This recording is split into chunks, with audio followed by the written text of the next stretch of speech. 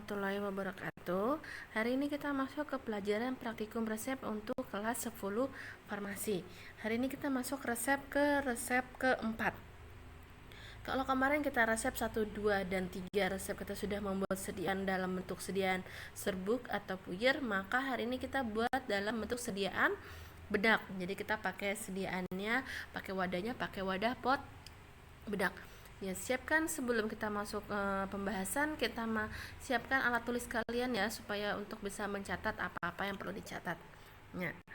Masuk ke resep keempat ya, ada kelengkapan resep, nama, alamat dokter, SIP dokter sudah ada ya, sudah lengkap. Nomor tanggal resep juga sudah lengkap.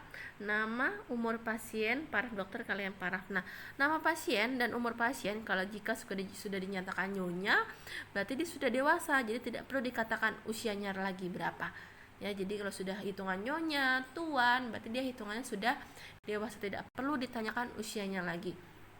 Nah, kita masuk ke resep acid salisil 0,4. Jadi kalau tidak diketahui berarti dia satuannya gram. Jadi kalian tulis tetap ya, kalian tulis gram. Acid salisil punya nama lain, namanya itu adalah asidum asetil salisilikum. Asidum salisilikum. Asidum salisilikum. Kalau asidum asetil salisilikum kemarin apa yo? Ya, asetosal. Kalau acid salisil berarti asidum salisilikum saja, tidak ada asetilnya. Ya, jadi asidum salisilikum. Jadi kalian jangan sampai salah ambil bahan obat. Kemudian jinsi oksid 1 gram ya. Jinsi oksid itu jika disingkat namanya itu ada ZNO. Jadi kalau kita ibu misalnya ambil ZNO, berarti kamu harus sudah tahu, sudah paham, berarti kamu ambilnya jinsi oksid. Kemudian talkum at 10 gram, berarti bedaknya sampai beratnya keseluruhannya ada sampai 10 gram. Jadi kalau ada at berarti sampai 10 gram. Ya, jadi berat keseluruhan bedak itu adalah sebanyak 10 gram. Sudah ditambah acid salisil ditambah ZNO, beratnya itu adalah 10 gram.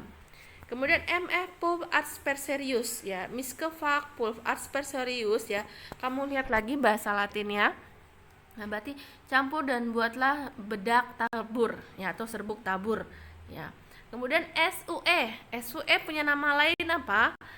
Ya, kepanjangan atau artinya adalah, kamu lihat di bahasa Latin lagi. Artinya apa? S-nya itu adalah signa, U-nya adalah usum, E-nya itu adalah externum. Jadi untuk pemakaian. Nah, signanya SUE itu adalah signa usum externum. Jadi untuk pemakaian luar. Pro-nya untuk pasien nyonya Angel, alamatnya di Bekasi.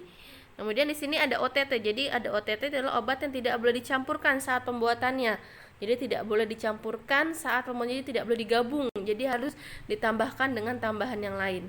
Contohnya itu adalah acid salisil dan ZNO. Di sini kan ada resepnya, acid salisil dan ZNO dikerjakan terpisah. Kenapa terpisah? Karena jika digabung dia akan membentuk suatu semen ya. Jadi padat, jadi tidak bisa digerus. Jadi tahu kamu kalau semen putih ya, kalau sudah mengeras, nah tidak bisa diapa-apakan lagi ya. Nah, seperti itu bayangan kamu. Jadi akan terbentuk semen. Jadi misalnya kalau ZNO kan dia warnanya putih seperti semen.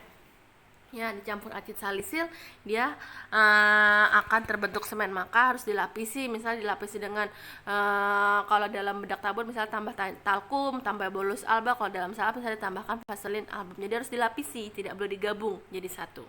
Ya. Usulnya di sini adalah yang pertama, penambahan etanol 95% kurang lebih 3 tetes untuk si acid salisil. Ya, jadi ditambahkan etanol sebanyak kurang lebih 3 tetes.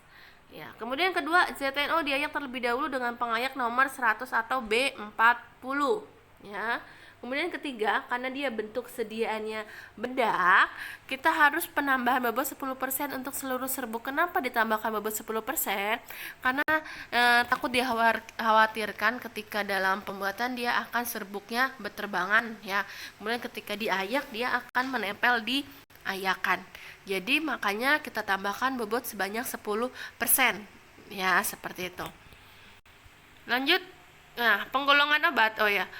Resep standar dan monografi tidak ada ya, resep standar dan monografi tidak ada karena sediaannya adalah bentuk serbuk ya, serbuk bedak tabur. Nah, penggolongan obat. Nah, asidum salisilikum termasuk obat bebas, gunanya sebagai anti keratolitik ya. Kemudian yang kedua, zinc oxide sebagai golongan obat bebas, gunanya sebagai anti iritasi. Talkum sebagai obat bebas, sebagai zat tambahan. Di sini tidak ada DM semuanya. Kalau obat bebas tidak ada DM, kecuali yang kemarin obat asetosal. Perhitungan DM pun tidak ada. Dalam bedak tabur tidak ada perhitungan DM. Lanjut ke perhitungan bahan obat ya. Tadi kan kita sudah usul penambahan bobot 10% untuk seluruh serbuk. Jadi seluruh puyirnya itu kita tambahkan bobot sebanyak 10% dalam perhitungan. Jadi usul itu dia akan masuk ke dalam perhitungan. Contohnya nih ya. Contohnya itu adalah acid salisil. Nah, contohnya ini adalah acid salisil 0,4 ya, 0,4 gram ditambahkan bobot 10%-nya, itu berarti ditambah 10/100 dikali 0,4 gram ya. Jadi 10/100 dikali 0,4 gram dulu nih, berapa hasilnya? Kalau pakai kalkulator ya, habis berapa hasilnya baru ditambahkan 0,4 gram. Hasilnya itu adalah 0,44 gram. Hasilnya itu adalah 0,44 gram. Nah, 0,44 gram ini kita bulatkan menjadi 0,45 gram. Jadi kita bulatkan menjadi 0,45 gram. Jadi tanda ini nih, tanda yang gelombang ini itu adalah tanda pembulatan ya, atau disetarakan menjadi 0,45 gram. Nah, zinc oxide juga kita lebihkan sebanyak 10%, berarti 1 gram ya, 1 gram ditambah 10%-nya dari zinc oxide berarti 10/100 dikali 1 gram ya, hasilnya 1,1 gram. Talkum juga dilebihkan sebanyak 10% ya. 10 gram ditambah 10/100 dikali 10 gram hasilnya 11 gram. Karena di situ ada AD, jadi kalau dalam bedak kalau ada AD, tulisan AD itu AD berarti sampai, maka kita kurang. Jadi hasil 11 gram ini kita kurang hasil si acid salisil ya. Kita kurangin acid salisil, kita kurangi dengan si zinc oxide, hasilnya itu adalah 9,45 gram. Ya. Jadi talkumnya kita hitung juga sebanyak 10%, 10 gram plus 10/100 dikali 10 gram hasilnya 11 gram. Karena ada AD dalam kotak resepnya, maka kita kurang 11 gram dikurangi 0,45 dikurangi 1,1 hasilnya 9,45 gram. Ya. Penimbangan bahan obat berarti acid salisilnya kita nimbangnya berapa? 0,45 gram. Zinc oxide 1,1 gram, talkumnya 9,45 gram. Ya, itu. Lanjut ke penimbangan bahan, ya, lanjut ke cara kerja. Pertama, siapkan alat dan bahan-bahan dulu, disiapin semuanya. Nah, yang kedua, ZNO tadi kan kita usul diayak terlebih dahulu, maka dalam penimbangan pun ayak ZNO-nya sebelum ditimbang maka kita ayak terlebih dahulu. Jadi yang kedua itu adalah ayak ZNO terlebih dahulu dengan menggunakan ayakan nomor 100 atau B40. Jadi kita ayak dulu ya ZNO baru kita timbang. Jangan sampai ibu lihat ambil ZNO kemudian kamu langsung timbang, tapi kamu ayak terlebih dahulu baru kamu timbang. Kemudian masukkan acid salisil ke dalam mortir, tetesi dengan etanol 95% kurang lebih 3 tetes ya. Kemudian gerus dulu ya. Jangan kamu tambahkan ZNO tadi karena kita ada OTT. Jadi kita tambahkan sebagian talkum, gerus dulu homogen ya, gerus homogen lalu keluarkan dari mortirnya. Jadi menjadi campuran satu ya.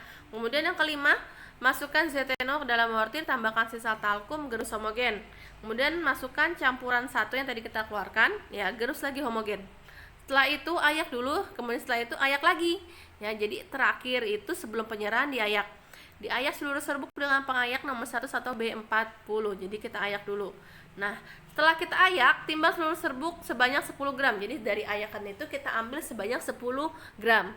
Ya, karena total yang kamu tadi buat itu adalah kita lebihkan sebanyak 10%. Nah, dokter hanya mintanya 10 gram. Ya, jadi kita ambil 10 gram. Nah, kan pasti ada sisanya karena kita melebihkan 10%. Itu sisanya itu adalah dibungkus dengan menggunakan kertas perkamen. Ya, jadi dibungkus seperti membungkus puyir obat. Sisanya kita bungkus, kemudian di atasnya di atas kertas perkamen kita tulis sisa serbuk bedak. Ya, seperti itu. Kemudian baru yang 10 gramnya kita masukkan ke dalam wadah pot bedak, beri etiket dan serahkan. Cara pembuatannya seperti itu, ya. Nah, penyerahannya itu adalah pakai wadah, pot, bedak, etiketnya warna biru. Kenapa etiketnya warna biru? Karena pemakaian tidak melalui mulut, jadi penggunaannya secara topikal atau di luar tubuh, ya, di kulit, ya, di bedak, gitu ya. Untuk pemakaian signalnya itu adalah untuk pemakaian luar, labelnya itu adalah obat luar. Ya, itu untuk resep keempat pembahasannya. Jangan lupa ini salin di buku responsi resep dan buat jurnal resep lagi. Hasil jurnalnya kirim ke GCR, ya. Ini untuk jika ditanyakan boleh ditanyakan langsung, ya, japri ke ibu.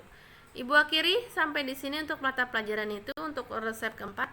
Ya, ibu akhiri. Wassalamualaikum warahmatullahi wabarakatuh.